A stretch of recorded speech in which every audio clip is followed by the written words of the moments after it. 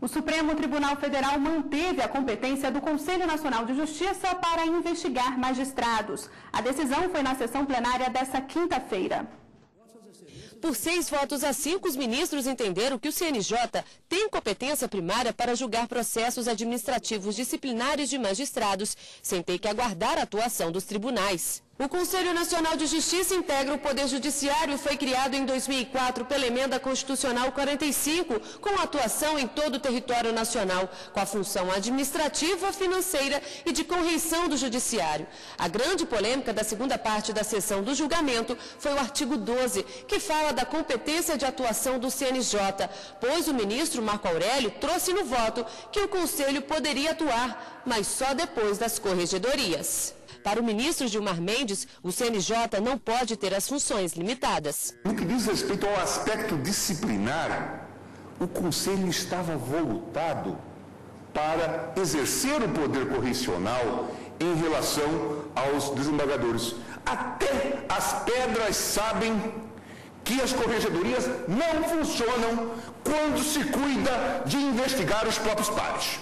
Se quer transformar o Conselho na sua função disciplinar e um órgão de correção das corregedorias, porque é isso que vai acabar, veja, isso é um esvaziamento brutal da função do Conselho Nacional de Justiça.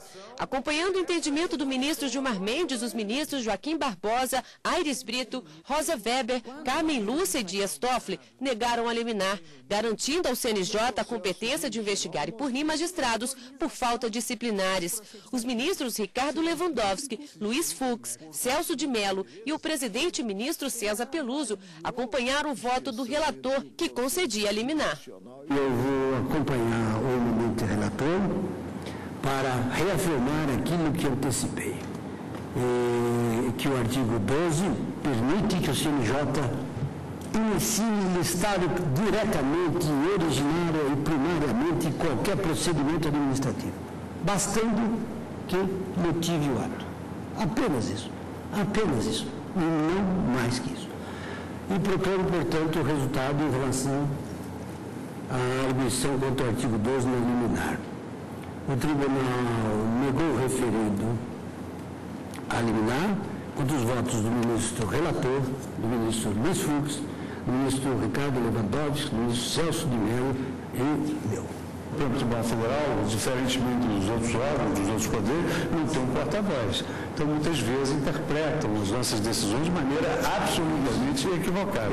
Então, ficou realmente patente que nós concordamos que o Conselho Nacional de Justiça tem a competência originária nos casos excepcionais, assim, motivadamente declarados pelo órgão. A retomada do julgamento da ação direta de inconstitucionalidade que contesta a Resolução 135 do Conselho Nacional de Justiça foi com a discussão dos artigos 4º e 20, que tratam sobre o julgamento do processo disciplinar dos magistrados em sessão pública, quando as penas forem de censura e advertência. Os ministros confirmaram a decisão do relator, ministro Marco Aurélio, que indeferiu essa liminar. O respeito ao Poder Judiciário não pode ser obtido por meio de blindagem destinada a proteger do escrutínio público o juiz e o órgão sancionador. Tal medida é incompatível com a liberdade de informação e com a ideia de democracia, a pressupor, como adverte Norberto Bobbio, em O Futuro da Democracia, o exercício do poder público em público. Ao analisar o artigo 8º e os parágrafos 2º e 3º do 9º, os ministros mantiveram a vigência dos dispositivos ao entenderem que, em caso de irregularidade, a competência para promover a apuração imediata dos fatos é do órgão competente do tribunal. O plenário também deferiu a liminar para o artigo 10 da resolução, que dizia que caberia recurso de 15 dias ao tribunal apenas por parte do autor da representação. No entendimento da maioria dos ministros, qualquer uma das partes pode entrar com recurso, tanto o representante quanto o magistrado acusado, conforme prevê a Constituição Federal. E para falar sobre este assunto, eu converso com a consultora da TV Justiça, Karina Zucolotto. Boa tarde, Karina. Boa tarde, Letícia. Karina, o que muda com essa decisão do Supremo? Isso significa que o CNJ fica mantida a competência firmada na Resolução 135 de que ele pode instaurar um processo de investigação contra o magistrado, independentemente de haver ou não um processo administrativo na corregedoria do tribunal ao qual esse magistrado pertence. O ministro Marco Aurélio havia concedido a liminar para suspender os efeitos dessa decisão por entender que a competência do CNJ para esses processos de investigação teria natureza subsidiária, ou seja, primeiro, após a atuação da corregedoria, o CNJ poderia se manifestar. No entanto, esse não foi o entendimento que prevaleceu no Supremo na sessão de ontem, ao entender que o CNJ tem competência originária ou primária, ou seja, pode-se começar um processo disciplinar diretamente no CNJ, sem ter que passar pela corregedoria do tribunal, e também uma competência concorrente, o que significa que os processos podem tramitar simultaneamente. Agora, a votação ontem foi apertada. Os ministros que ficaram vencidos são contra a atuação do CNJ? Não, e esse ponto ficou bastante esclarecido ao finalzinho da sessão de ontem com uma palavra do ministro Luiz Fux. Os ministros concordam com a atuação do CNJ, mas que desde que fosse respeitada a competência das corregedorias dos tribunais.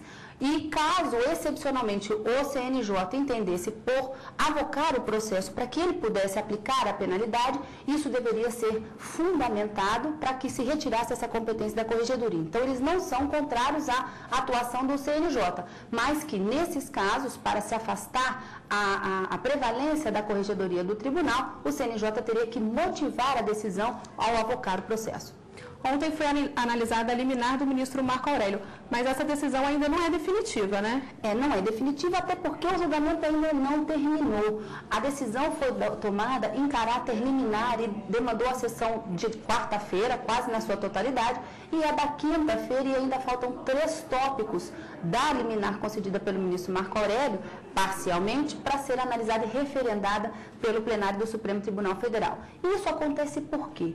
Nas ações diretas de inconstitucionalidade, quando uma liminar ela é deferida monocraticamente por um juiz, por um magistrado, aqui no caso pelo ministro Marco Aurélio, ela não tem esse efeito vinculante até que os ministros se manifestem para que ela possa ser dotada deste efeito vinculante. Então, os ministros têm que referendar a liminar para dizer que ela vai valer até o julgamento final da ação, que é definitivamente o mérito. O mérito nós ainda não temos uma data para o julgamento, mas pode ser incluído assim que o presidente entender cabível.